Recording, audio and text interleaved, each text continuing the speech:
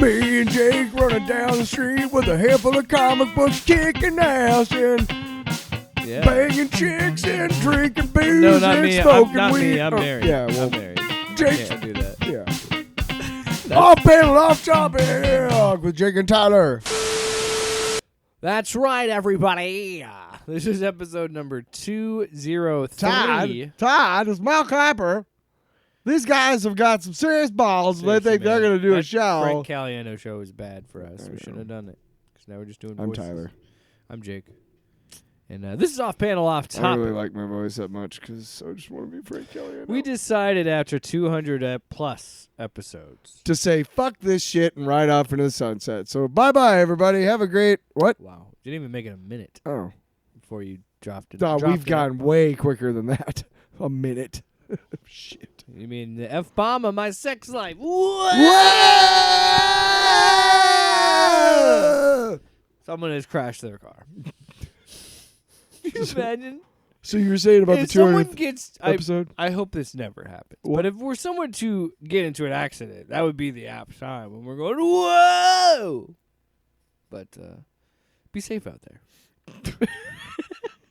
As you're lying in a heap on the side of the road. Yeah, praying as the for car help. is still Praying for cartwheeling. help. Hey, be safe out there. Thanks, you fuck. See you later. I'm the reason you crashed. You're the reason I crashed. You and your fucking co-host. Get out of here. For legal purposes, Dog is trying to get we in my absolutely have never made anybody crash their car. Yes. And we will you can't we will prove, not. and if you did, Absolutely not. you Nope. can't prove it. Nope. Can't prove it. Never happened. See you. I don't even think our shows are available in No. cars. There's 7 people that listen to this show, so And I probably know them. Pretty sure they don't have cars. There's at least 2 in the room right now. Just kidding. I don't listen to the show. Me neither. I do too. When I'm on long road trips and I have nothing better to do. You like to listen to yourself? Hey, man, I realize no. hate. I realize how funny we are. I should listen to our show more often because we are fucking funny. I think. I know you're listening There's right a now. lot You're of like, bits wow. that slip through the cracks, the butt cracks. Fuck of yeah, the dude. show. There's times when we I mean, not this show, not this episode. This episode's crap. This is smooth as butter right now. Smooth as butt. What? Tyler, let's mix it up. Yeah, why don't you turn your fucking phone up? Jesus. It's the long box. It's the long. We're starting with the What? long box. Oh Yeah. my God. Right. Let me get mine out of the way. Because you and I had a discussion about this off the air. Mm. We were talking about I wanted to try because we hadn't done long box in a long time. It's because I don't do anything but play Legos and watch Watch Law and Order. So what do you Stuff want for from the me? show? Talk about it then. God. But I wanted to mix it up and kind of talk about things that maybe I won't watch Law and Order, but maybe Tyler wants to talk about it, and maybe there's a book that I'm reading that Tyler always, may not dude, read. I've always got something to talk about. Are you kidding me? I'm a radio personality. Oh, okay. I'm starting. I was gonna get mine out of the way. Oh, okay. I immediately conceded that. So Law and Order, 20 seasons Fuck you. of excellence. So I say to that. And I'm going to go through each and every season and take 5 minutes for each season. All right, go for it. Because I Season tricked one. you. I told you it was nothing and I was just going to get mine out of the way. I'm going to take the whole fucking show. Oh. Just kidding. So I started watching Star Wars Droids last night because I was bored. And it was too late for me to watch. I watched the first 2 episodes of Andor, 10 and 11. And then I watched 12 at night, like in the evening while I was eating dinner. And afterwards, I really wanted to watch Rogue One, but I'm like, it's too long. I can't start it's like, watching what, that. 2 hours? It's like 8:30. Yeah, I got to wake up at 4:30 every day. you should be up super early. Can't do it, right? So I'm like, I want to watch something Star Wars. We should do that. We should rewatch it and review it for the show next week. Oh my God, yeah. Anyway. I texted you. I'm like, fuck the Skywalkers. Give me gorillas and spies. Yeah. Oh, we're But space anyway, wizards and smugglers and cads. So you wanted to watch something Star Wars Yeah, related? Star but Wars not droids. What 2 was that? hours. Yeah. Just a rich Comedy. Yeah. $1 million, bitch. I meant. Oh, you're a space wizard? Because my friend died, like, getting you fucking space wizard's guns. But you know what Luke said? Luke Skywalker said? Am I the Messiah? I don't know. I could be. I'm not ruling it out. A lot of people are thinking it. Funny enough, they said the same thing about What? Anakin. What? So Star Wars Droids is a show that they... So back in the day, there was nothing between Return of the Jedi and, to be really brutally honest, Phantom Menace. They released the 3 originals, special edition in the years before Phantom Menace, so there was that. But generally, there was not a lot of Star Wars stuff. And there was books from time to time. There were comics. I know that Dark Horse did a lot of comic books that are not recognized yet by Disney, but they should be because they're awesome. Oh, like the legend shit. Oh, my God. They have an entire like miniseries about the Mandalorian Jedi War. We've talked about it a lot. It's fucking dope on this show. It's so dope. I need to hunt those down. Oh my God, they're so good. Yeah, I know, but you know what? They'd probably be super expensive because I don't think Marvel has re-released them. Well, I'm dumb because my brother told me one day, he was like, "Hey, by the way, all of the Dark Horse Star Wars stuff is free today. Like, all you got to do is go do this, and you can have all of it." And I'm like, "Really?" He's like, "Yeah." And I never got around to it. What? Yeah. What did it? Sound like Courage the Cat. But it. So anyway, Star Wars. So droids. we didn't have a lot to go on, and one of the things was they had action figures and shit. But one of the things was they had droids and Ewoks, and they had an Ewoks live action show, and both of these cartoons are fairly terrible. But. God, It was show about Ewoks. Yeah, it was really dumb. Yeah, it was because they can talk. What? Yeah, of course. Otherwise, what's the point of we watching? all know the rule of Star Wars. Hey. Only a select few Hello. races can Duh. speak English. Hello.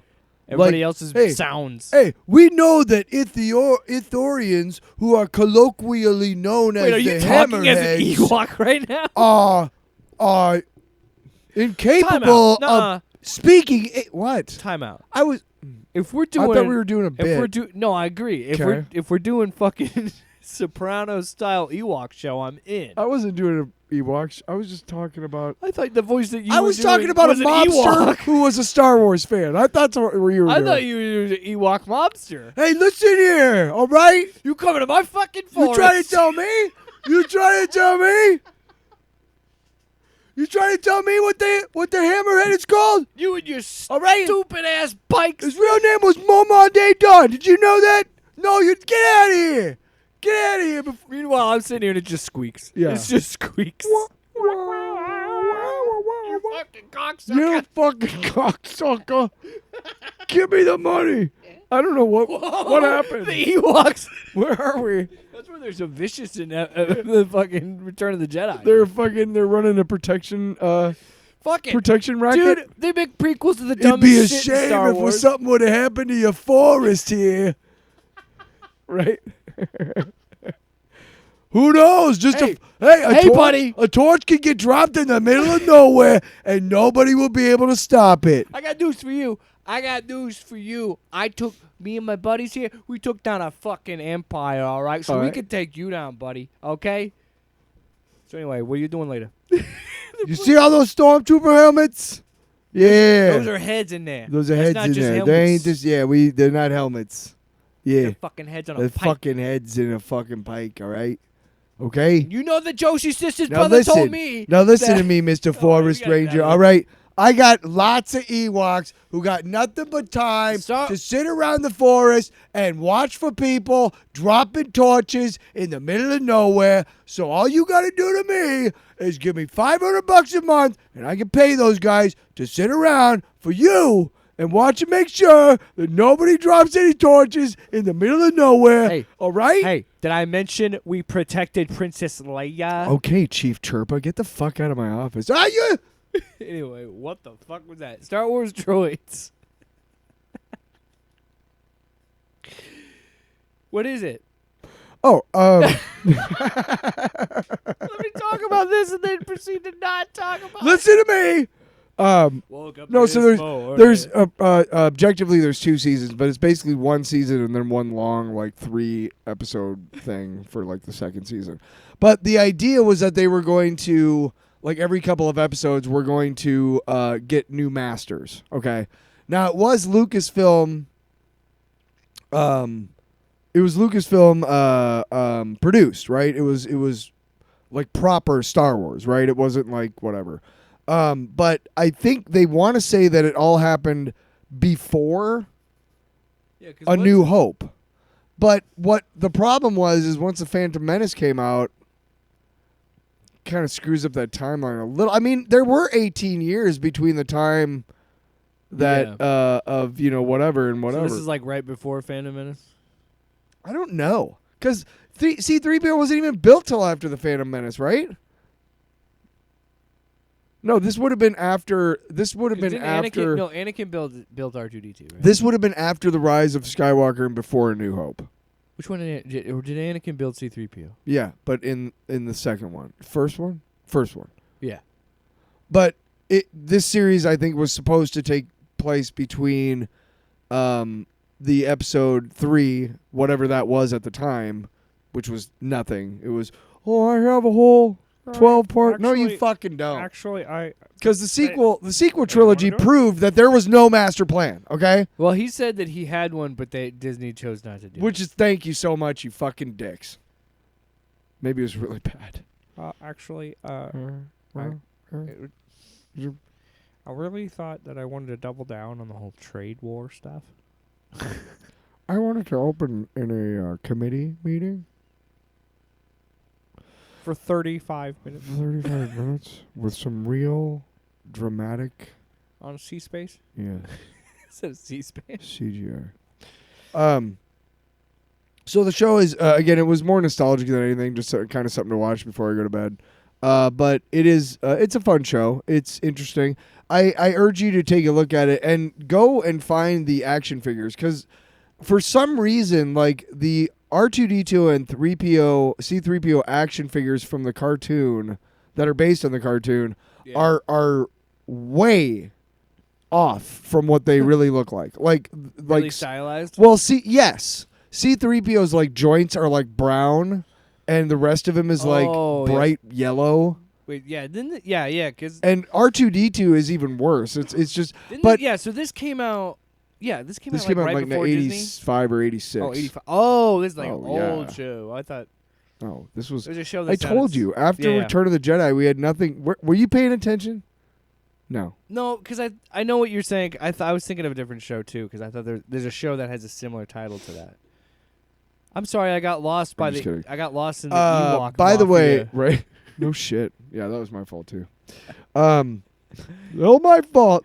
Always blaming Tyler. If you get a chance, it's a fun show to. But yeah, it's a fun show to watch. Maybe 1 or 2 episodes. You're not probably gonna, really cheap, right? You're not looking like animation wise. No, they're okay. To be honest, there's a lot of I want to say the same animation house that did like the first Heavy Metal movie probably had something to do with this. And Mobius. Okay, that would make sense. Mobius is a French artist, and he blah blah blah did some stuff that became part of the movie Heavy Metal because it was all based on stuff that was in the magazine. Yeah, and they just right.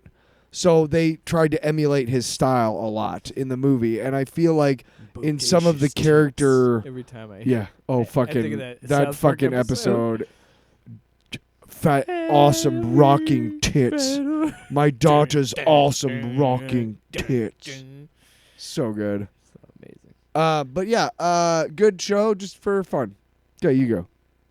See, that's always tricky for me, like going back to shows from my childhood, because it's always like you do have that expectation of like, okay, this was meant for me at that time, so this is a kid's show.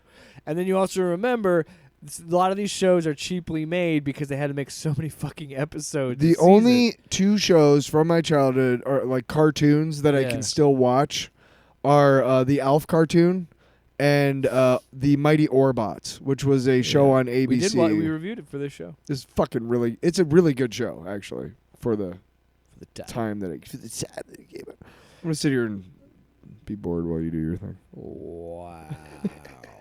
So I was going to talk about another book that I'm reading because there was a period where I was talking to you about pitching some ideas for the YouTube and Pitching stuff. some tents. And going back to what we want to kind of do with modern mythology and what we want to do that. And I was reading a lot of books that were not superhero books.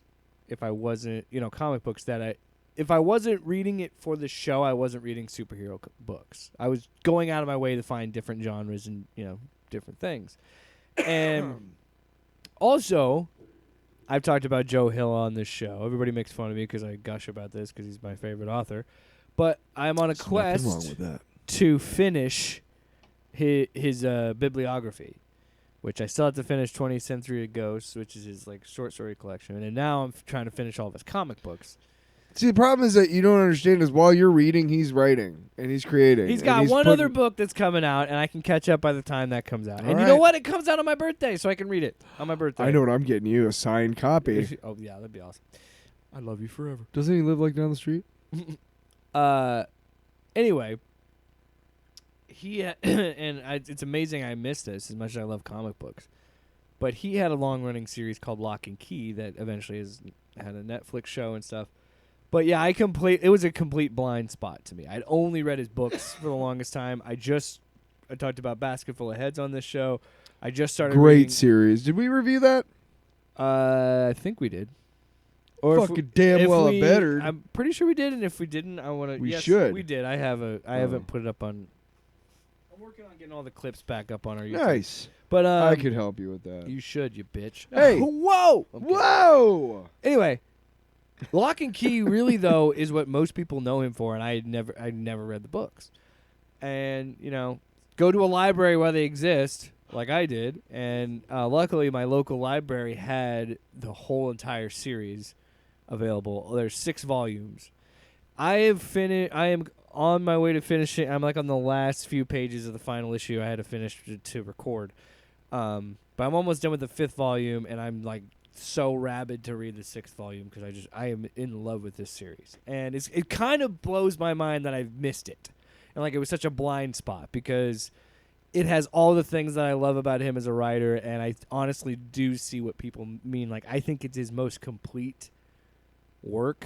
I think he's come out and said Lock and Key, the series is kind of his magnum opus of something like that. I don't know if he's exactly said something like that, but he always is very proud of this series of the work that they did. And as I'm getting close to the end, I can truly say it is so brilliantly written.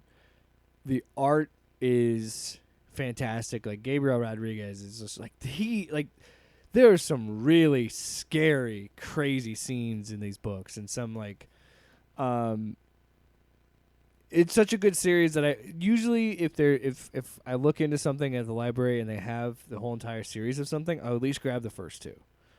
If I'm not hooked by, I grab 2 to be generous because I'm well, maybe I'm interested and I want to see where this goes. But I grab 2 in case the first one's awesome, and I don't want to I should have grabbed the second one. That's what I'm saying. So I grabbed the first 2, and then when I took the first 2 back and I saw they had the rest of the series, I immediately grabbed 3 through 6. I'm I need to fucking finish this. So I am barreling through 5 on my way to 6, and then I found out, there's a couple, and this is what happens because he's still writing. He's not dead, so that's my problem. It'd be easy if it was Philip K. Dick or something. That guy's been dead for years. I could just read all his work. No problem. Edgar Allan Poe. Douglas Adams. There's a lot of dead authors. But no, I had to choose a living one. Good job. But he's also written some other books about in this universe, in this series, and of course I want to read them. And then I told you, I was ooh, the compendium. I want to get all of them. And it's $100 and some. I'm son of a bitch. But it is such a brilliantly crafted book, and it really goes to show, and I'm going to try and break you of this, and and you always give me shit because you're not as invested in it. I don't want to say you're not as invested, but I don't think you're as interested in books that don't involve superheroes as much. I'm not, and to be fair, I am. I'm pretty much a jerk about this most of the time. I'm joking. But really, when you're always joking, it really seems like you actually don't care about this thing you have. And I've read the Heads in a Duffel Bag. What was it called? Basket full of heads. That was a really great series. You should read Plunge. You would love Plunge. Well, I would read it again. I fucking ate that shit up. I gotta read my book for my book club. But it's not my fault. You committed to 2 things a week where you but read a lot. I love you, and I'll catch up to I you. don't need to be joking about it all the time because again, when you're always, I'm always joking. Well, are you always joking? Because when have you ever said something nice about it? And the truth to tell, I don't think I ever have. So I apologize on the air to you, Jake. Yeah, I love you, buddy. It is. It's. He does a. I still don't give a shit, but I love you, and I'm sorry. I'm telling you, if you read this book, I think I'm just gonna be honest now. I'm not gonna joke. All I do on this show is talk about how amazing a medium comic books are, and how I love them so much. And all I do is shill for the corporate overlords. The possibilities are endless in comic books, and I'm trying to broaden your horizon Listen, with different fucking genres. The continuity is this. You The know what, continuity motherfucker? is king. I'll be right back. Listen, the continuity. What do you He's literally. Are we recording or no? Okay. Well, you're gonna probably that's not. What are you getting? Yeah, that's. I knew that was gonna happen. I feel like your bookcase is gonna fall over. Yeah, it's not very serious. No, it's one of them Target jobs, isn't it? Wow. Sorry, I disrupted the show to prove a point. Well, I grabbed a stack of books where I'm like, pornos. Hey, pervert reading. At some point, type of stuff you hide under your mattress. Here's some things that are gonna happen. We talked about we're gonna read some shit, some of our books. We are going to read the Green Lantern this week. Yes. Or we were gonna review it this week. I mean, after that, we're gonna do all. You want to do all 3 in the next coming weeks? If we only find them, we'll do 1 volume a week. Is fine. And then I say we do at least volume 1 of this afterwards. Or Plunge, your choice. Plunge is just 1 volume. I would recommend that. But the point is, I'm going to broaden your horizons, motherfucker. Speaking of, we won't get there. But anyway, let's talk about broadening horizons. Let's talk about sad stuff. Anyway, Lock and Key's amazing. If you haven't read it, I recommend at least trying the first volume. It is well worth your time. And I got to be honest, the 5th volume is probably my favorite. Because we're really starting to see all the things come into place for this really crazy finale volume that I can't wait to read. So anyway, enough about that. Let's talk about some Star Wars. Let's talk about Andor. No, we don't got time. We do. No, we don't. Yes, we do. You just bitched at me. No, I just wanted to get going. I was tired of you walking over to the thing and disrupting the show and breaking your bookcase. Yeah, what the fuck? No, come on, we got these. We can do them next week if you want. No, we haven't said. Jeez. All right. Do you have? Do we have to do it? All right, 1. We do 1. Yeah, we'll do 1. We do 1. You choose. Hey, we do have it. Glad you enjoyed. You used to like this song. I used to. Everybody knows what I'm talking about. Still do, you liar. In your eyes. Fucking liar. Everybody knows what I'm talking about. I said, hey, what's in my mouth? Everybody knows what I'm talking about. I said, hey,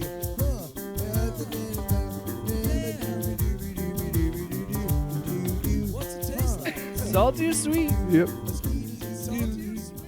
All right. Which one do you want to do? Well, let's just do the grilled cheese one. Okay. And we'll save this one for next week. So I feel like these are the Lay's ones. What are they, Tyler? Come on. Bacon grilled cheese. Excuse me. Limited time flavors. You know, they do the flavor stuff.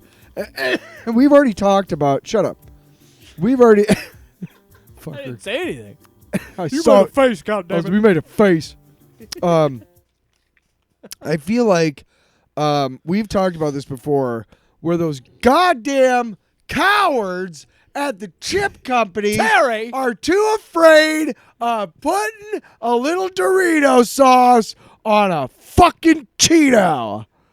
God. Anyway. Terry. Terry, are you the integrity of the Cheeto will fail, Terry. So these cowards at Lay's.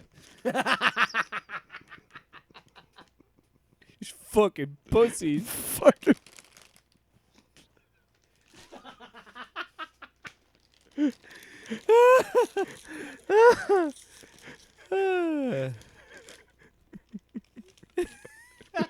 They made these new flavors, and it's just regular chips flavored differently. Woo woo!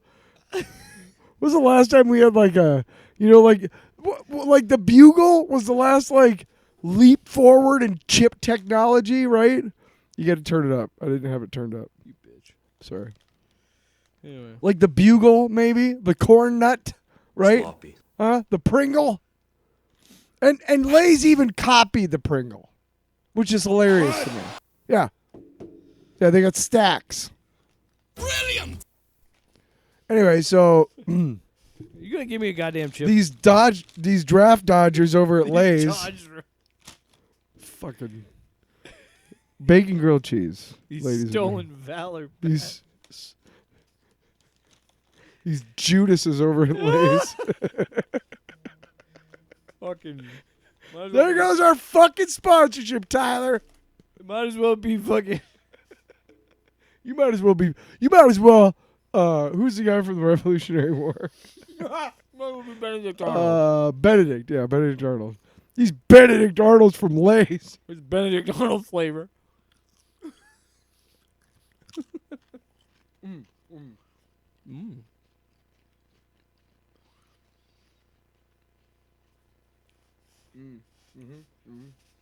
So, You know what my mouth feels like? Having sex with him. wow. That's a hell of a trip. Yeah, I'm almost it. You hit it here, folks. I'll eat your ass. Wow. How you feel about that? You decide. What is it? What is it? The one that if we don't like it's boo fuck you. If we, Which one did you do? If you really like it, it's eat your ass. And if you're kind Did you eat your ass? about it, it's just nice. Did you eat your ass? Eat your ass was mine. Oh, fuck you. Whoa! We've got dissent. Hey, you know what? I could buy a bag of Lay's cheddar and sour cream, and it's the same fucking flavor, man. Same fucking flavor. Sloppy. You know what, though? I'll bet you you can sell a bunch of these by saying, ooh, it's a flavor finalist. And it's crazy, crazy flavor. Bacon grilled. That's bullshit. This tastes like a cheddar sour cream Lay's. Fuck you for trying to fucking pawn this bullshit off on us, the consumers. Fuck you for not having the little tiny bags that we can try first. You fucking goddamn corporate Judas bastards. Get the hell out of here, Lay's. You know what I feel like when I open a bag Did I of say Lay's? Judas enough? You know what I feel like when I open a bag of Lay's? What? Come on, Cohagen. You got what you want. Give these people air. That's what half the bag is. Yeah, you fucks. Ew, fuck you. Lay's. Honestly, I'm tired. I'm tired of your tired of big Lay's. bullshit. Yeah, big Lay's. Woo! You know who did that? Andor to the Empire. Great segue. That segue, that's going to be taught in journalism and media classes in colleges on how to properly do an off-the-cuff segue. Woo! Emperor Palpatine! Bleh! Good one. Good one, Jake. Yeah, Luke was standing there, and he just said, wee! Then I fucking lightning his ass off the fucking side of the building. You know, he's dead. But it was funny. Did you see Mace Windu fly out there, man? It was crazy. It was pretty cool, I will admit. Hey, can I just say one thing before we go on with Andor? Way to fucking ruin, way to blow the fucking brilliant idea that Snoke was somehow a corrupted clone of fucking Mace Windu, dude. How the fuck do you fuck that up and go, oh, he was nobody? I'm J.J. Abrams. Fuckers. Wow. I fucking am I'm still pissed about the Can we talk about trilogy. Andor, please? Yes. All right. Because this is how you do Star Wars. Yes. Episode 10 was pretty. I'm still going to eat these chips. Episode 10 is. All these episodes are so emotionally heavy, right? But I feel like 10 of these batch of these 3, I think these are all exceptionally emotional, especially the Was end it a of bad 12. batch? Ha! But this one, with the relationship of Luthen and Kalea, and how they met, and their whole having that dynamic of her like telling that backstory, having that flashback about like essentially about like what he did and how he does the rebellion and how he built this whole movement on this idea of you have to do your duty even if it means I die or you die. You have to die for this, because if like in like the thing that I think it's this episode where they talk about where he says we lose and we lose and we lose until we win, like Until we're ready. until we're ready to win, because it's like you can't this takes time is essentially, and she spends her whole life doing this, her whole life being in the rebellion, like it's crazy. The entire, and I say first episode 10. Yeah. The entire episode is brilliant in the respect that it focuses on Andor doesn't show up, I think, at all. It's all Not in episode 10, no. And to me that's brilliant the way it was told, which is it was linearly them trying to escape and killing that the Empire official, Lonnie Young, and then everything happening with the Empire and Dedra, and everything happening with Luthen trying to kill himself, and going and Clea having to go back and kill him because she knows that they would get the secrets, and she can't afford to let that happen. Yeah. Because she knows that that's not what Luthen wants. Luthen clearly tried to kill himself so that he would not be of use to the Empire. Yeah, he can't. He doesn't want to give them any information. No. Yeah. And they have those systems, Yeah, that's what they're doing. That he literally burned his data and then killed himself. Tried to kill himself. They have ways of extracting shit, you know what I mean? Yeah. So she has to go back in. She somehow does it and escapes, which I think is crazy, and the way she does it is badass. But it is interspersed with her life. From the moment that Luthen finds her. Oh my god. Ugh. How that whole sequence is fucking shot is so genius. And like, fuck me, man. It is so rattling to see, and that's the beauty of this whole thing. The whole series, all of it, is it just takes one person to just say, Stop this. We can't do this. Like it just takes one person to step up and say, not anymore. Like he's literally just pleading for them to stop murdering these people. Like he's just like, please stop. Please make it stop. Like he's like, and then he finds. Listen to how his fellow soldiers talk. There's nothing left to kill. There's nobody left. There's nothing. In the radio chatter. Yeah, there's nothing left. We cleared them out. Like they're fucking pests. It gets crazy. And how that's just shot with the POV of her and having it like that steady cam kind of thing. Like, amazing. Amazing.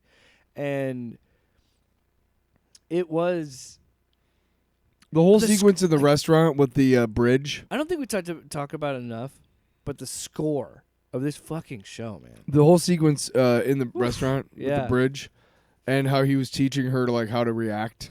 He's like, look, and then No, you gotta pay it. You gotta look at me because you're not. Yeah. Like you can't be waiting for that to happen because somebody might notice that you were. Yeah. You gotta act like everybody else. What? Right. Look at me. Don't know that. Yeah. And yeah, just all that shit, man. Just I'm like here's my thing, and like we'll get to 11 and 12 here in a second. Because dude, I was in tears by the end of this shit. Woof. uh, All of it. the thing about it is like you start looking at the Star Wars crew, the original Star Wars crew, you know, Han and Leia and Luke and all that shit. You start looking at them and you start realizing you're like, wow, these fucking like bougie motherfuckers, you know, like, oh, we're flying in Millennium Falcon and we're just we're elite. And I honestly, from looking at the original trilogy and the original trilogy heroes and stuff through the lens of Andor, Yeah. is really makes them look bad.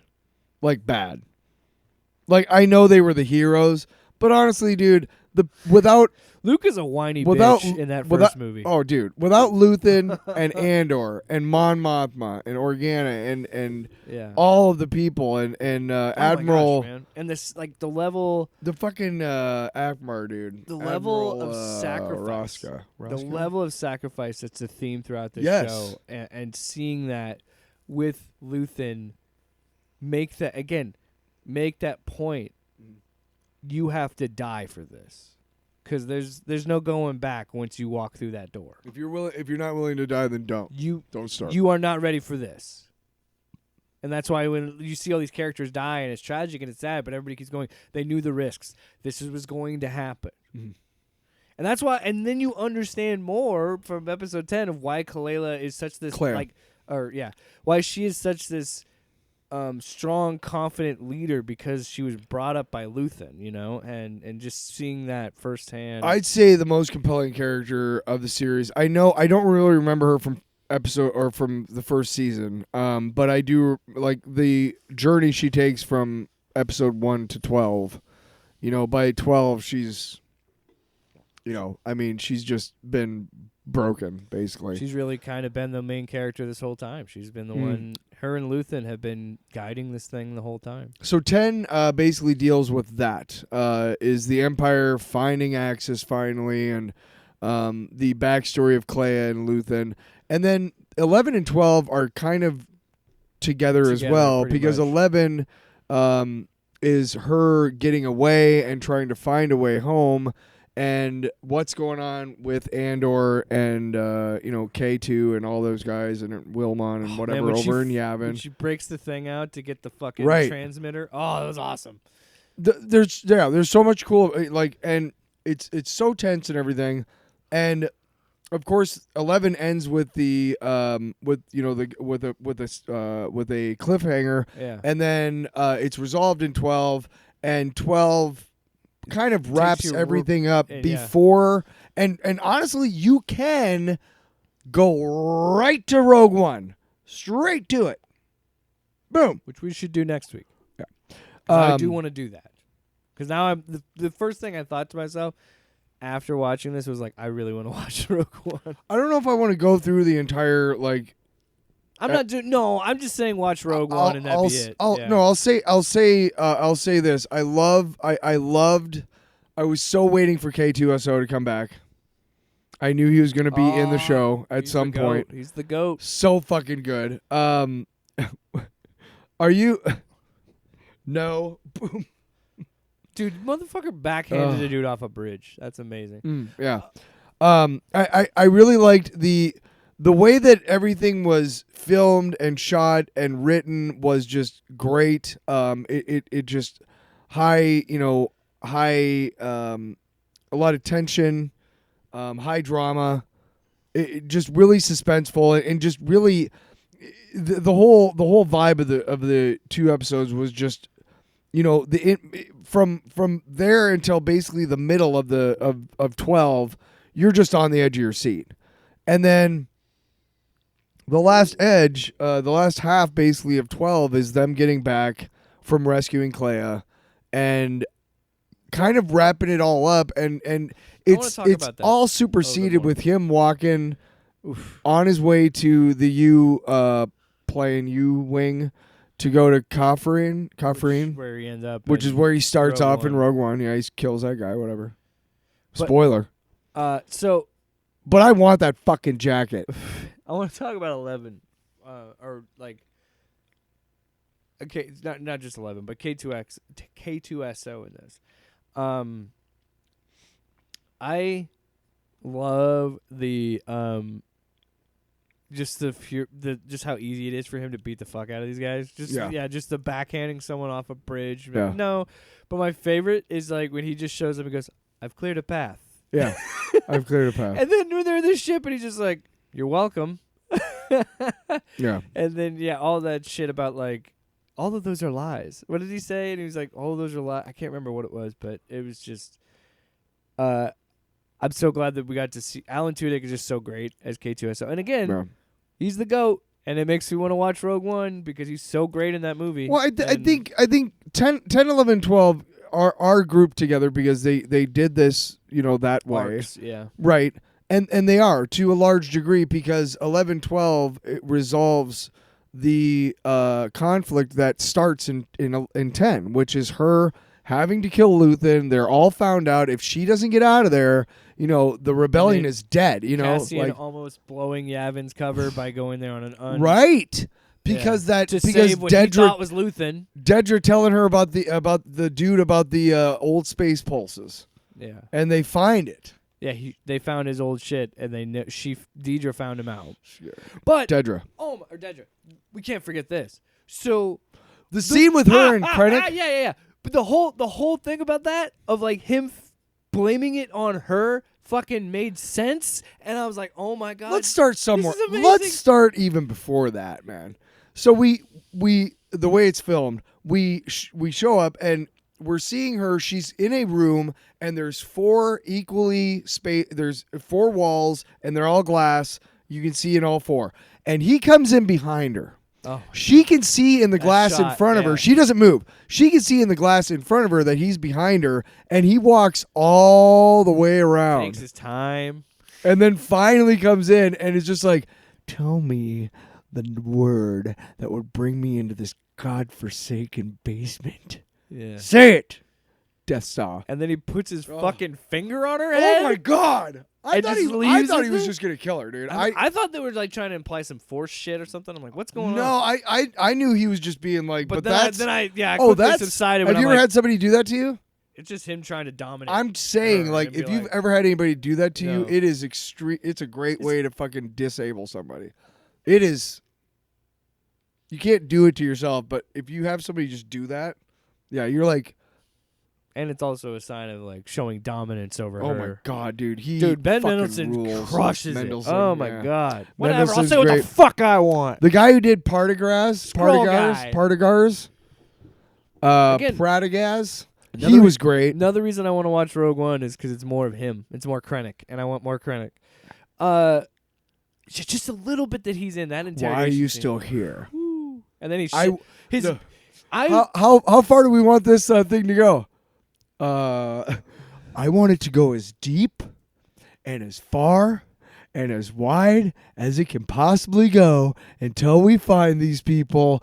I want it, and why are you still here? Oh my god! Wow! No, my best part is Just so dismissive. No, not that. Everybody. Not even that. When the other guy makes up the story on the spot, and then he goes, "Why are you still here?" Because that's him being like, "You got your fucking story. Get out of here." No, but Like, the best part, the best ironical, the best irony of the 11-12 arc, mini arc, if you will, is that he comes up with the idea of the plague victim, which causes everybody to be spread out so that they can't go and help the team that's going to get Cassian, which allows them to escape, which is why he takes his own life. And I love the part that they go to get him, and he's like, let me collect my thoughts. They're like, sure. No, but I love how he's like, no. And it looked like they were just going to leave him in there. It didn't look like they were going to go in there. They just like. That's like, what's "Whoa." supposed to happen. We're good with that. Let's walk away. Yeah, he's We- dead. yeah. He was gonna die either way. Amazing. And then the very end, Dedra in the same place that Cassian was in, and just fucking breaking down and crying like, look how far she's fallen. Cyril's dead.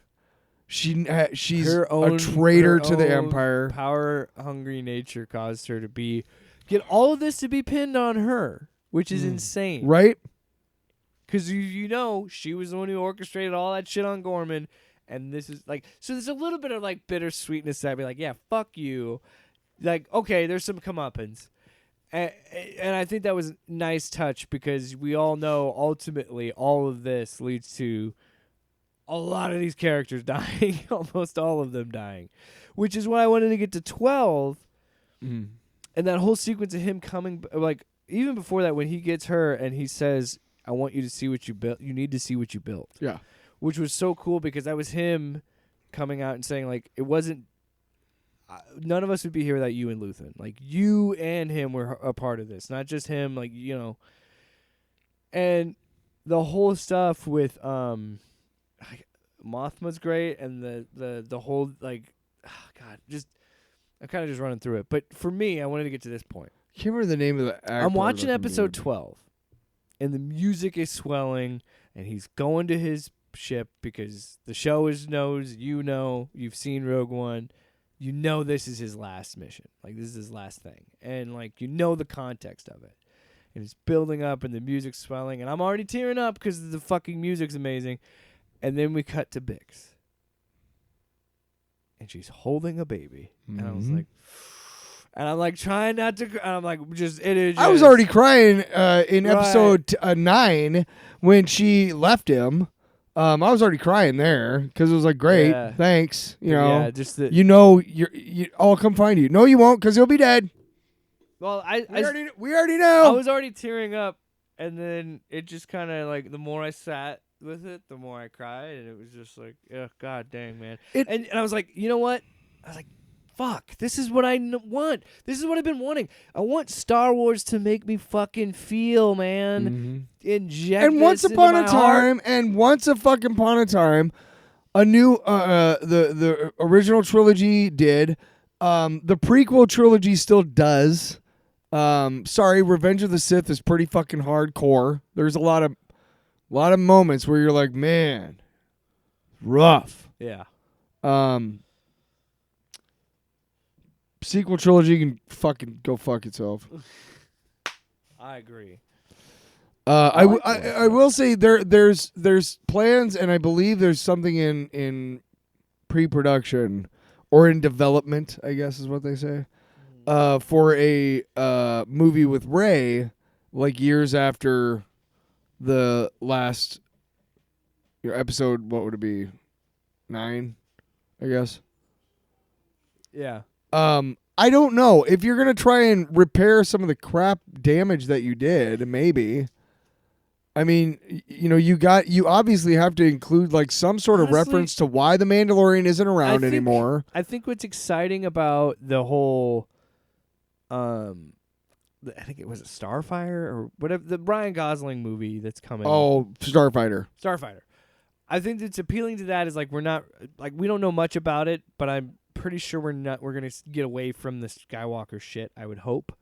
And I'm done with, I'm sorry, I'm done with Palpatines, I'm done with Skywalkers. I don't really care for that anymore. The brilliance of Andor Is none of them are around. is they are literally like a floor below. Yeah. Like they're right underneath. They're like all that shit's happening on the 10th floor, and all of Andor's happening on the 9th floor. Like if they stop and listen, they can hear like, "I'm your father," and like, whoa. Yeah. But it's not like there's enough references to keep you aware of where you're at. They mentioned but Palpatine it's its a own. few times, they do, and but I like how they do it. And he's never shown. No. I was sitting there, and I'm like, please do not give me a cameo. There was another cameo that I was thinking I didn't want to see that I thought they might try. Oh, who the fuck was it? I can't remember now. Never mind. I'm just saying, if Star Wars wants to have, and look, Star Wars is going to have problems with the bad faith grifters and fuckheads. That's anything now. Mm-hmm. But I think if Star Wars wants to keep a lot of long fans around, they have to and That make me a short fan. and I think they're already doing that, and I think there's a lot more smarter. Well, I don't know. These are also corporations, so they're all fucking idiots. So the heads are not the people, not people that work at corporations. I'm talking about the CEOs. Fuck them. You know, eat the rich and all.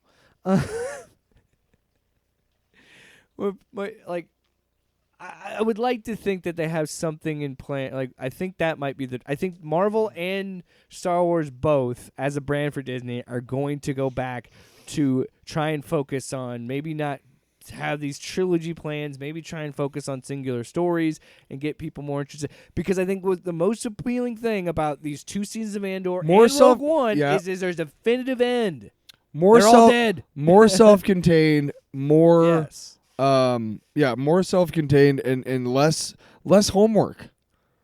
And if we're gonna do trilogy, I have to watch what to understand this? If you're gonna do how many episodes of what? Yeah. You How many movies do I have to watch? Tyler, you and I know this. We've been saying it for so long. I'll watch those. You have a literal galaxy of lore to go through. You don't need the Skywalkers. You don't need the Palpatines. Star Wars is a big enough brand that you don't need to sell on that shit. Right. No. Before we go any further, the Skywalker saga is directly related to the Empire's rise and the Empire's fall. It is the cause and the effect, right? Literally the beginning and the end. You have to Anakin begins it and ends it. You have to admit that. Yeah. You have to admit that those things are important, right? Yeah. But Andor showed, just like you're saying, like, there's a galaxy of fucking war. Like, do we know? I am so much more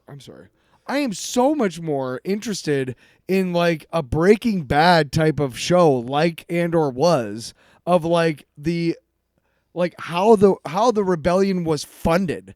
Like when you think about, like, every X-Wing that the rebellion flew was put together from parts. Like, they couldn't buy X-Wings because the Empire would have seen it. Yeah. So they had to route like all these parts for X-Wings through all these different channels to finally get them somewhere, and then these fucking poor motherfuckers had to put these things together and hope they held together so that they could attack the fucking Death. You know what I'm saying? She had to go to a basement of a gigantic building to find a transmitter in a lead wall to communicate and hit and tap Morse code. No, that was in the apartment. But you know what I mean? Those buildings are huge. In those cities, in that safe house, like, come on. Yeah. But anyway, I truly think that's what we need going forward. Yeah. For Star Wars. I love that More self stuff. Like I was just thinking too, like, how are they able to, like, get off? There's a couple plot holes. Like, how is Cassian able to get in and out of Coruscant like that? All right, it's time for the Green Lantern part. You sure of this it's not a break episode. time? You sure it's not a break time? We're way ahead. Are we? Yeah. We're 52 minutes in, bro. That's fine. Let's just do this book and then we'll do the next, because we got 2 Green Lantern books. This will be we'll save the meteor one. I want to take a break. I vote we take a break. Why? Just get through this. All right, this is what I've been waiting for. So this is an unofficial Green Lantern podcast, because if you remember, we started the show with Green Lantern Earth 1, volumes 1 and 2. Mm-hmm. And now we have 2 Green Lantern Those books. were fantastic. Big fan. They're still over there. So now we're going to be, because, I mean, if I got Green Lantern is, I mean, Batman is number 1, but Green Lantern is a close number 2. I'd say Green Lantern has always been my favorite DC hero. And, like, way before even Big Bang Theory, which repopularized, or rather popularized, the Green Lantern Flash T-shirt. Yeah. Because it's, like, the symbol, right? Yeah. I had a Green Lantern T-shirt back in, like, 2000. Like, way back, you know? Because you could buy them, and I wanted one. Yeah. And it was dorky. But when the Green Lantern movie came out, I kind of liked it because it was Green Lantern on the screen. Even though, like, while I was in the theater, I was like, this is terrible. This is awful. I can't believe I'm watching. I mean, it wasn't like you watched it and was like, whoa, and then you were driving home and like, oh, that kind of sucked. If we ever do a commentary episode again, I would love to do it for that. We should. We could try and figure out what happened, where it goes wrong, right? But I think know where it goes wrong. Where? The beginning. I'm kidding. It goes wrong when he comes back to Earth. Yeah. Like that's when I stopped caring. Because I'm sorry. Which sucks because what's his name is great as Parallax, Can I just say something? but it should have been a different Can I movie. just say something? What? Can we make it that like, first of all, Earth has like 5 Green Lanterns. Like, come on now. Can we just all agree that the Green Lantern should just be something that exists in space and is only called back to Earth when he's really needed by the Justice? Like, I don't mind him being on the Justice League, but like, Green Lantern isn't exciting on Earth to me. He's better in space. He's always been better in space, in my opinion. Like, there's obviously good stories about Green Lantern on Earth, but he's always been better in space.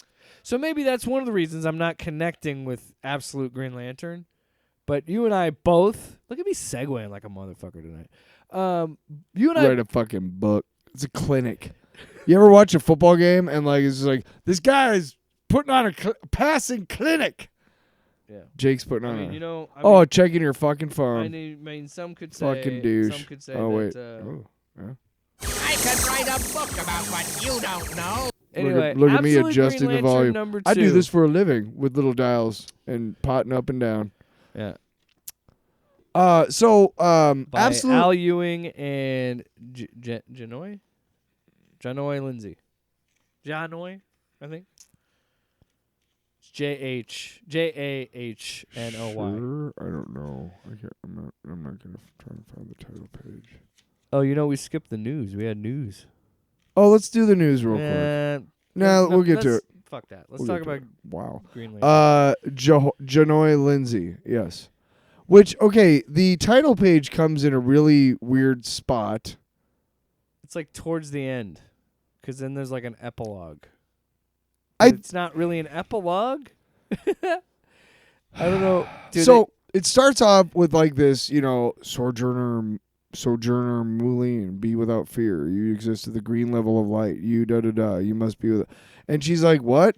And she's still in the restaurant with Hal, and he's got his hand out, and they're just talking about like, what's with your hand, the black hand? Don't, if it's oh yeah, but I guess, or what happened to Guy and John? And they go back to it's a flashback.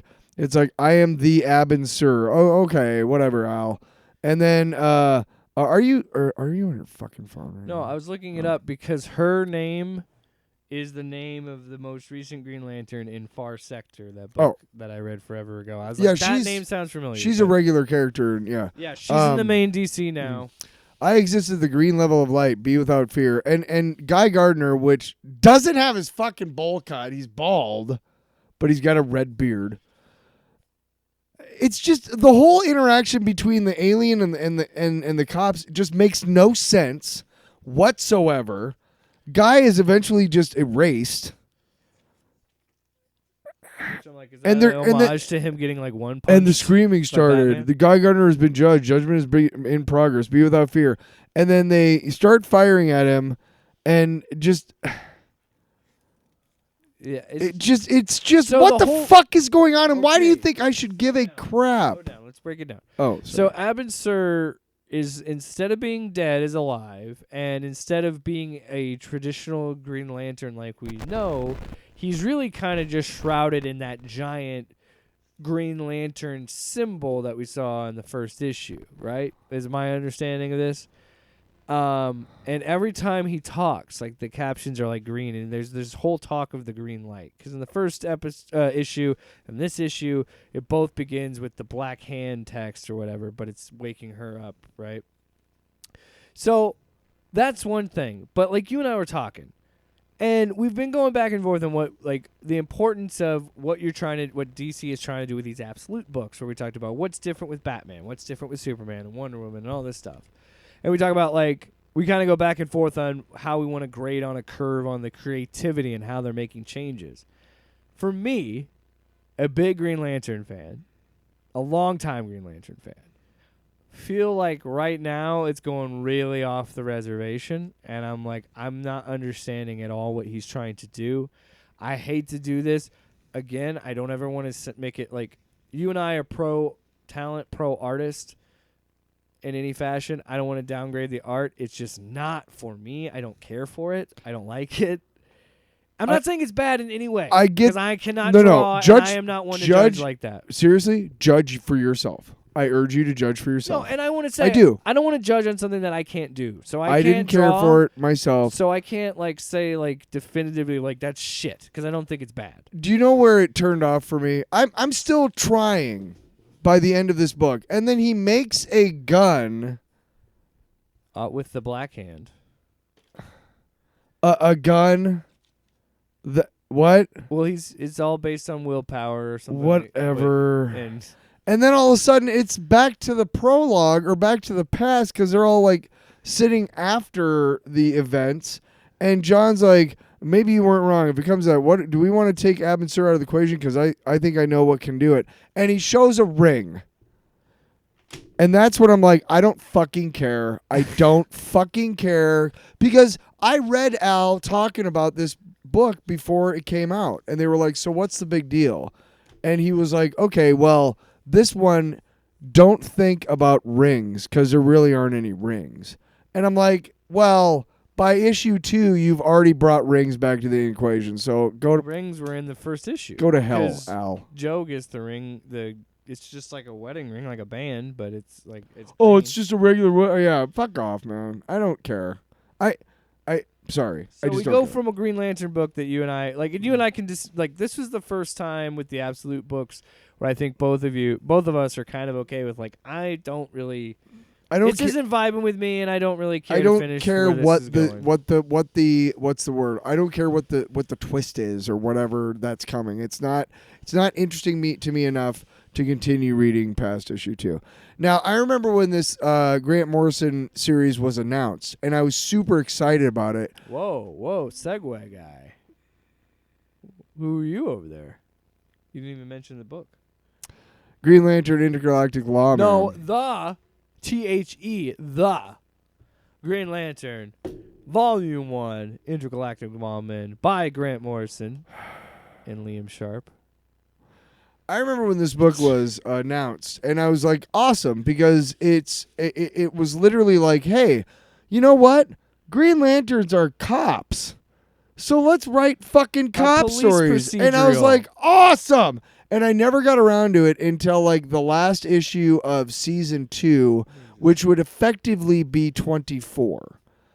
This volume is volume 1 through 6. And can I say that it is fucking crazy and out there and bonkers as fuck, and in all the right ways. And the volcano head Green Lantern is fucking dope as fuck. Oh my gosh, dude. I was telling you off the air, I don't think I ever sat and thought, if a volcano had a voice, what would it sound like? But Grant Morrison did, and it sounds like it. Because like I was saying earlier, he understood what makes Green Lantern appealing is not the fact that he is a Green Lantern protecting Earth. It's that he's a human Green Lantern doing space alien shit. Or space cop alien shit. And that's what's always been. Space cop. Yeah.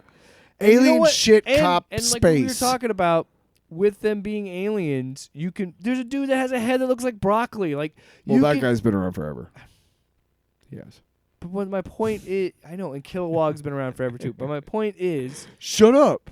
yes, is Yes. that they understand in this book that there's endless possibilities when you have you have a human with alien species and what you can do and all the planets you can go to, and that's what's always been appealing about Green Lantern.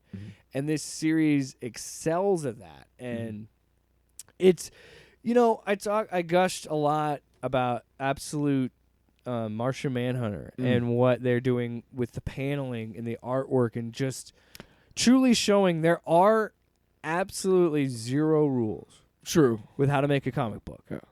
Other than tell a good story and have good art. That's it.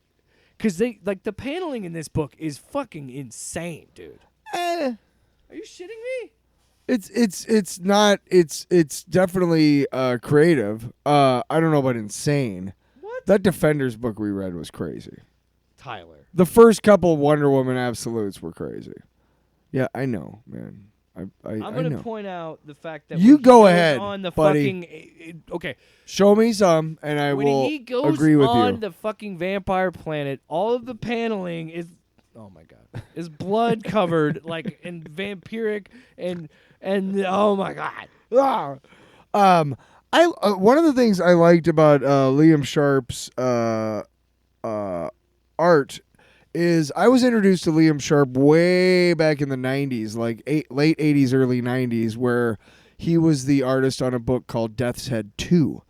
And he was a hot up-and-coming artist back then. I'm glad to see that, he's still, a really sought-after artist. Because, I like seeing people succeed. And I really liked his art in Death's Head, too. Again, by the time 2 years from now, or rather 18 issues from now, the art is kind of off the rails to me. I don't know what happened, but I'm sure we'll get to it. But at this point, I am very much in love with this interpretation of Green Lantern.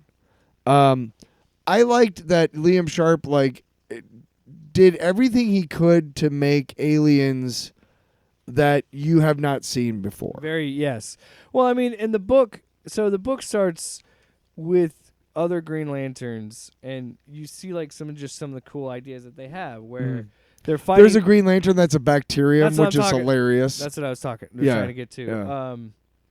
So they're fighting these space pirates, and especially this space spider that we'll deal with later. But so yeah, what's his name? Let's pull it up here. I think it's the next page. But yeah, there's a Green Lantern that's bacteria, and it's Fluzel Phlegm. Mm-hmm. Saying hello. Lantern Phlegm tells me you've worked previously, and it's he says he doesn't catch you catch him. Mm-hmm. Yeah, but the idea that they really push that in this book of the idea of the Guardians believe all sentient, good-willed life should be a lantern. Yes. That's I think more than anything this book succeeds at pushing the boundaries of what's possible in when you can take a Superman or a Green Lantern or a Wolverine or a Spider-Man, and if you really dissect and pull apart all the threads of that original story, you can find stuff where you're like, ooh, you can find little loopholes that doesn't necessarily retcon the story, but it adds to it in layers that nobody ever thought capable. And one example is, the bacterium Green Lantern. We've seen planet-sized Green Lanterns, obviously, but that's really cool. And then my other favorite one was Sorry, I lost my train of thought. The other Green Lantern that I really liked was crap, I forgot. I can't remember now. But there's another one in there that I'm like, that's really, really neat. Here, give it to me. They do a lot of arms in this one. Give it to me. A lot of, but I want to I want to talk about the story. You can itself. talk about the story No, I itself while can't. I'm looking. Yes, you can. No, I can't. You can tell about how it starts while I No. flip through. So the book starts with The volcano-headed Green Lantern. That's the one. You already said that. Yeah, but I didn't. The two examples were the bacterium and then the volcano head. But he has a smiley face on his. It gets even crazier looking design in the other books. yeah. But the book starts with Hal kind of just drifting, like we normally see Hal Jordan when he's back on Earth. He's kind of just drifting in nothing. He's in and out of jobs, can't hold a job. Well, he's a murderer many times over at this point in the DC universe. He's been parallaxed. Oh God, that reference later in the book. Mwah. All right. I fucking love it. They get it. They get it. All right. Anyway, so it starts with him just kind of going alongside the road, and he runs into. And this is what I love about this book. He runs into some homeless drifters, and then we see Hal be the space cop, break down that they're an alien species because they're not acting as. And then what did he say? They have a. There's a certain. Bum. Oh yeah. Oh, don't look at them, honey. Bum fights. They're in training. Yeah, go bums. They're allergic to something. I can't remember what it was. Well, first they can't speak. Right. Yeah. They can't fucking speak English. And you scared? Yeah. Oh yeah, they had their you had the phlegm response like a cat when you encountered the guacamole in my burrito. Oh. So they don't like guacamole. That's what I love is that cheeky silliness that Grant Morrison puts in their work, and I love it. I love it so much. That's where he finds, very similar to the first Hal Jordan story, he finds a dying Green Lantern. And he's like, He does. At this point in the story, he Actually, he has that a Green ring. Lantern doesn't die, so. Well, they're that it's evocative of Abbott's Nah, whatever.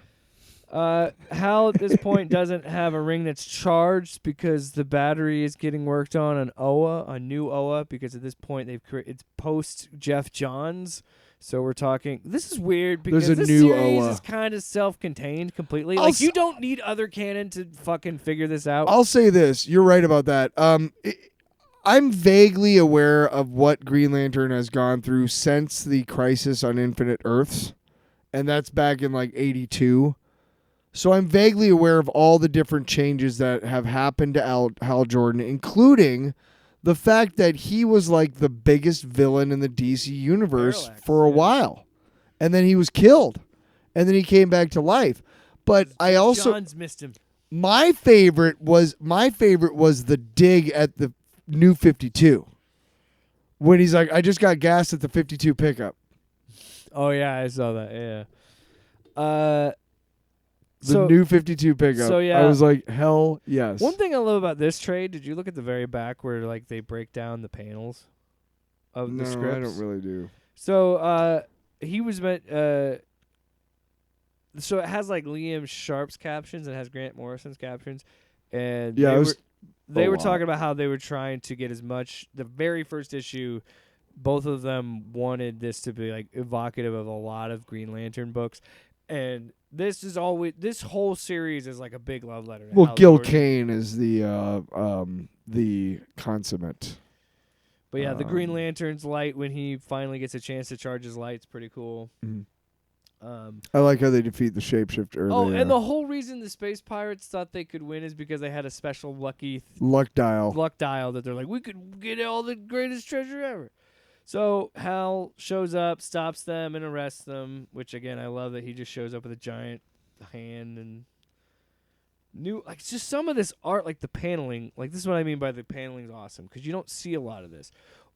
Like how they do him like rising up back to New Oa and all that. So essentially, like the main crux of this. So he helps figure I'm out. not gonna. This is 6 issues, so I don't want to break down the whole entire thing. But I will say this: so the main arc, Yeah. the main first season and first part of season 2 of this series is dealing with the Black Stars, which are offshoots of the Dark Stars.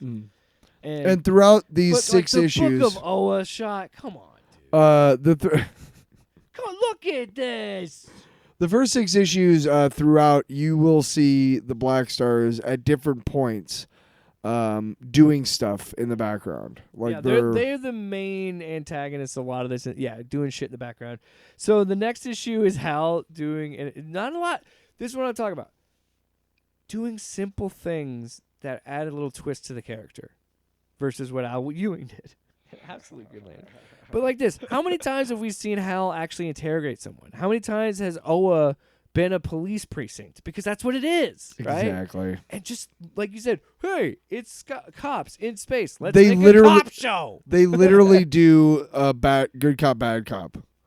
And it's funny because you don't realize who the bad cop is because at the end it's the bird one, and she's I like, love "I her. always wanted to fucking eat you, motherfucker," Isn't she? because you're a spider. I think I've seen it. No, Tomar Ray is a similar. It's the same race. Isn't it? long-standing Green Lantern from like one of the first That's like who she reminded issues. me of. Yeah, She's one of the same race. Yeah, I can't remember her name though.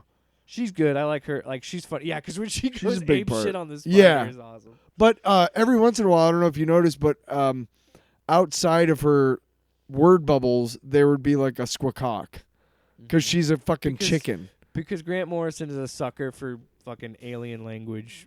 Did you read his X-Men with the Bird Boy character? I mean, what the fuck is your deal, Grant, with birds, bird people? Yeah, it is funny, but yeah, right here. What happens to be a suspect in the murder of a Green Lantern officer? Yeah, you just see like the onomatopoeia. So yeah, those spider ladies like, well, fuck you, I'm not talking to you. And then Hal's like, all right, let's rethink this. And then we cut back to who we do find out later, who are the Dark Star, who become the Dark Stars. Black Star. Are They make jokes about them being an Yes. offshoot of the Dark Stars. You're right. Black They say, Stars. Black Star's better. So they're on the Black Star flagship with oh my god, yeah, the the whole explanation of his name is just so stupid, and I love it. Like Evil Star. What do you think? They're gonna chase you. You call yourself Evil Star, but you know, like it's different than Green Lantern because like it's light and it means good, and I'm not that, and it's it's like what? A star is more powerful than a lantern. Than a lantern, it's and brighter. green is like good, but evil, right? So evil is like the opposite of green, and they're like, okay. This right here, the paneling. Paneling one of him- them says something like, oh, at least you put a lot of thought into it. Yeah, right. Yeah, it was like, hey, you put a lot of effort. But like the paneling on the next page They're of just that laughing at him. is you see this main villain, or what you would think is a main villain, because she's just got a presence about her. Is it Dora? She's drawn evil. But yeah, the paneling of her like talking to him, to Evil Star, and he's like, she's pretty much saying like, we don't need you. We just need your bond thing that you have on your wrist. And he's like, who dares? And she attacks him and bites him. You see some fangs, so we're like, oh, we got some space vampires going on. Which, why not? Let's have some fucking space vampires. That's what I mean. This is what we're talking about, Tyler. It's silly and insane and crazy in all the fun ways a comic book should be. Uh-huh. And I love it for that. There's The Listen, fucking volcano design is so Grant good. Grant Morrison kind of goes off the rails a little bit in this first book because it's Grant fucking Morrison. Okay, he just can't help himself. But go back a couple pages. The alien, that thing, With the eyeballs of the the planets. slavers. Yeah. Oh, the slave. The slavers' designs are fucking crazy, dude, because they're anthropomorphic and they're vaguely human, but they have multifaceted eyes. Like a, first like of all, a fly. They're like then they hexagonal. have bird-like legs. Creepy, They're they're almost gross. like praying mantis in the arms. It's fucking crazy. And then there's Jesus, of course, or then there's God. So they They happens- steal Earth. So what happens is the Black Stars broker a deal to shrink and steal Earth for these slavers, which is what they do. They shrink planets and sell them to people to rule over. And what happens is they do all, which is like, again, who thinks of a story like that? And the name of the issue is Slave Lords of the Stars. Like, I love how psychedelic. Like, somebody said it perfectly on this, because it is. It's like prog rock mixed with a police show. It really is. And it is a feast for your eyes. It's a fun book. And it all essentially leads to Hal and the Green Lantern's busted up because he's like, Grand Theft Planet is what's happening. Which is great. And who buys it? God, or who would look like God. He's called the Shepherd. The Shepherd, and he's like, I did it fair and square, and Hal is like, you can't fucking just buy a planet from slavers. Like, that's not gonna happen. But he goes down to the Hal- Shepherd's like, dude, go ask him, man. So he goes down, and first Everybody- person he sees is Tom, which was known he was known as the very pie face in the original fucking comics, but they've since understood how racist that is, and so his name's Tom. But my favorite part of this bit is how Oh, yeah. true to life it is. Uh-huh. Wait a second. So you're just gonna fuck future generations so you can have powers now? Yeah, we have powers. Oh, yeah, I got to point that out. When they got shrunk, they're intoxicated by this whole thing, and they get powers, so they're okay with it. They're okay with being enslaved. No, they're fine because they know that like 4,000 years from now It's not their that they're problem. gonna eat everybody. Yeah. But they're like, we don't live that long, so I don't give a shit. And they're like, you're okay with that? They're like, yeah, we're fine. We got We don't give a shit if superpowers. they die. We get superpowers. Yeah. So the best part is the Shepherd's like, go ask him. So then Hal like shoots down as like a shooting star, and it's just his head, and he's like, yeah, under this artificial super sun, we all gain incredible powers. It's that simple. So they're all like Superman, superpowers, and people are buying into this, and they're like, yeah. So yeah, and the paneling is crazy. So then he goes back on Earth, and he's pretty much like, yeah, this is who the Shepherd really is, and it's gigantic evil-looking, disgusting alien. It's going to take like 4,000 years to gestate, but he's going to eat everything and destroy all of you. He eats planets. That's what he does. And they're like, yeah, we're cool with it. We'll be dead. And it's just, it's so good. So And you then think Hal that- puts a fucking intergalactic Green Lantern fucking police tape over the whole planet and like, all right, this is a crime scene. I'm arresting every one of you. You are intoxicated by, it's fucking classic, dude. Yeah. All right, you guys can't make a decision for yourself. I'm going to put you all in jail. And it's just like, it's really funny because again, treating it like a police show almost. And having this moment after all this happens, the slaver's still alive, and he says, "There is that which is weak and is prey, and that which prays and is strong." Yeah, I get it. Let me ask you a question. Which word are you? And he shoots nails into this fucking slaver and kills him. And then has the cop response. You all saw it. It was self-defense as this guy has glowing green nails stuck into him. And how fucking prescient is that with us right now thinking about Derek Chauvin being fucking pardoned? And then, we deal with it later where Hal gets arrested. And Hal has to do with it. And I want to point something out. What I love about the writing of the next issue after this is it's one of these issues where it's telling you what's happening with a different narrator. But as I was looking, and it's an alien with 4 arms, and he's drinking a beer, and he's talking to this other person this whole time. I'm like, that's Hal. I'm like, it kind of looks like him. And then the reveal of it actually being him is actually pretty clever. So he goes back and talks about when they fought this like world-eating... The Sun Eater or The something? Sun Eater, yeah, which is what the Black Stars are after. And he talks about that story, and it kind of just leads to him abandoning, saying, like, I want to leave the Green Lanterns, and I want to join the Black Stars. I'm done doing that. And she's like, I don't buy it. And he's like, prove it, or like, I'm here to prove it. So that's where we go. Okay, well, you got to kill Adam Strange. No, hold on. We got to go to the Cosmic Vampire's Beautiful Daughter. Oh. That issue where they're on the planet Vor. Mm-hmm. I just got to say, though, I love the panel design of the red outline that looks like blood, and just the motif and the like leaning into kind of like gothic horror stuff in this. Like, this book just goes it makes sense and it adds up, but this book goes so many different directions in so many places, and then it kind of all comes together, and I really enjoyed this issue a lot. The bonging and the sounds, and my favorite part of it is when he finally, like, it's all these trials. He has to fight different things to get a piece of the Black Star armor to become a Black Star. Very video game. 3 pieces, 3 Fights this 3 giant sacrifices. sand, this bloodworm, Maggot. leech thing. It's a maggot. You're a maggot. And then the big reveal is we find out why is Hal Jordan really doing this, because we all know as the reader, Hal Jordan. Oh, my favorite thing about this too is she keeps trying to talk about fear and all of this, and he's just like, bitch, I died. And they address it in this book, I became the nastiest villain in the DC universe. I died. I've come back. I've died again. Like, this shit does not scare me. I'm the strongest Green Lantern. This is going to scare me. And yes, he's the strongest Green Lantern because he's a human, and human beings write this stuff. So obviously he's going to be the strongest. Humans are the best. Not really. Sorry. So then we come now back that I to think a about it. flashback revealing that, yes, Hal Jordan, in fact, because it's a police book, is going undercover. And they ask him, they say, you are no longer Hal Jordan, the Green Lantern. What is your name, Black Star? And he says, call me Black Star Parallax. My favorite is when they reveal in a little while that it's that he that they were like, we know who's going to betray us. It's you, Hal. At the towards the end of the book. Because now they were onto him the whole time. Because now they've got to kill. Now he's got to kill Adam Strange. That's the But whole no, point of the next. the Guardians say to him, they're like, we know you're going to betray us, Hal.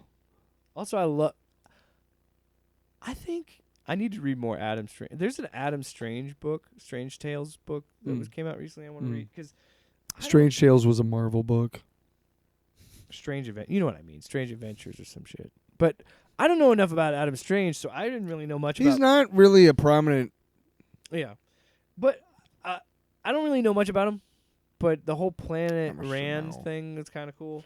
He's But- got a thing called a Zeta Ray or something like that, which transports him instantaneously from Earth to Ran.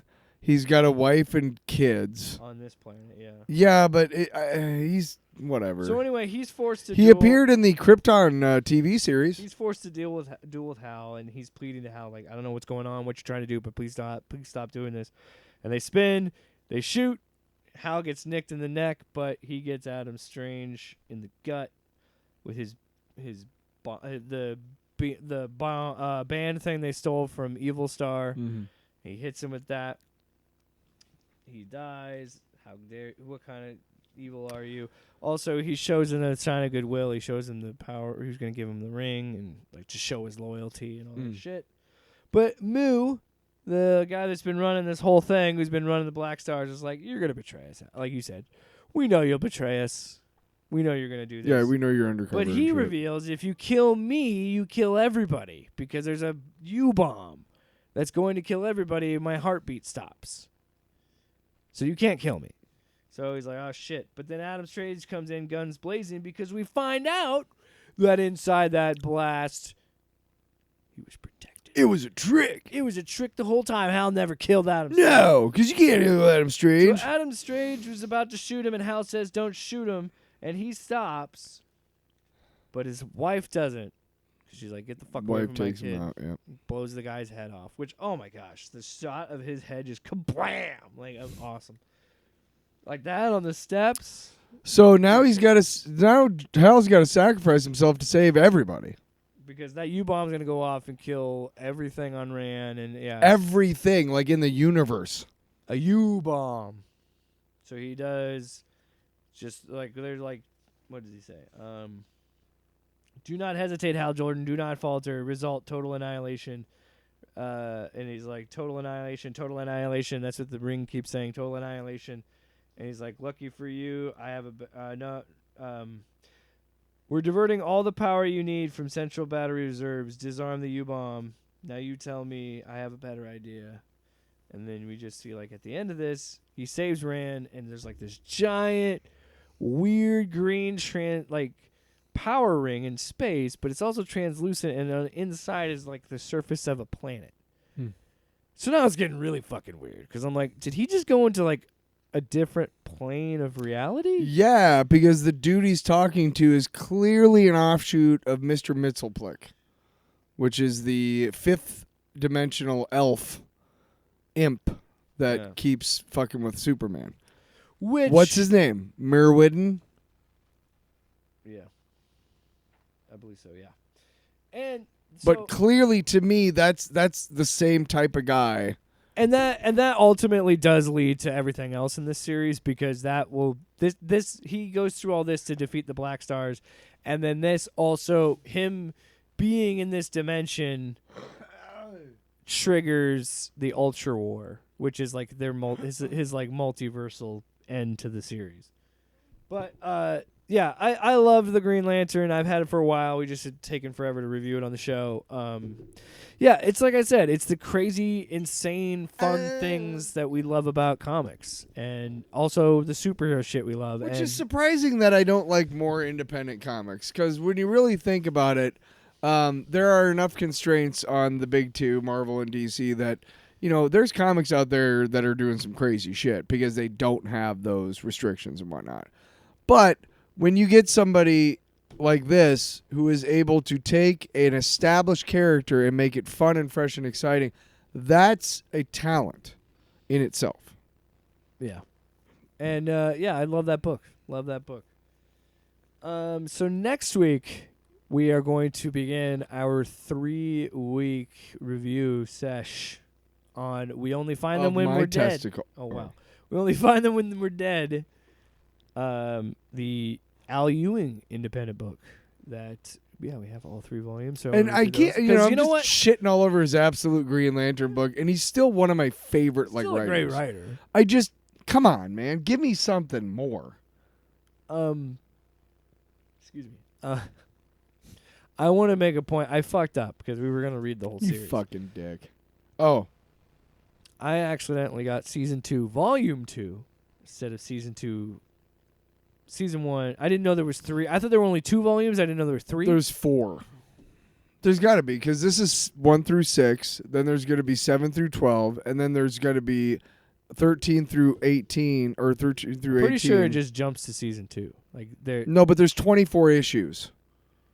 Because remember, I bought season 2, episode 12, which is issue 24.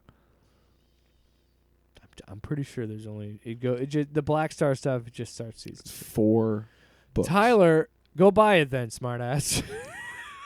If you fucking know, why didn't you buy it then? All I know is that the issue that I bought was season 2. It's called, they go by seasons. Oh, fuck you. But it was season 2, episode 12 or whatever, which was number 24. And you have the second one. You have the 4th book. So you have the issue that I was talking. Oh my god. I love you. Anyway, Jake's got to make some orders, and then we can do the rest I'm of not. it. So we're gonna do. This is the point We he's only trying to find make. them when they're dead, and then All the insults, notwithstanding, that's where we're at. I'm gonna just look up if there's even a volume 2 of season 1, just to prove the point. Just to see. I just want to know. Yeah, it just goes to season 2, volume 1. I am going to the DC. No, that's not it. I'm trying to go to the official website here. Just to look up Green Lantern Intergalactic Law, man. We'll deal with this later. Point is, we'll read this later. Next up, for the next 3 weeks, we're going to be talking about We Only Find Them When They're Dead, the whole series. When Tyler pitched it to me, I was like, ooh, that sounds like a fun book. The art's great. I got to tell you that. I have not finished volume 1, which is what we'll do next week. But the art in that book is really interesting. And you know what, Tyler? I'll take it back. You did recommend a comic book that isn't a traditional superhero book. Yeah, man. With that book. Yeah, man. I actually can't. I wouldn't know where to look that up at all. The yeah. Green Lantern thing. No, all I know. The point is, we'll get is to that later. The other book you have is 19 through 24. It says 7 through 12 on the back. That's because it's season 2. It's second year. You're not listening to me, Linda. So anyway, next week we only find them when you're dead, and next week Tyler will be nice to me. No, I fucking won't. I'll pay it off, with Jake and Tyler.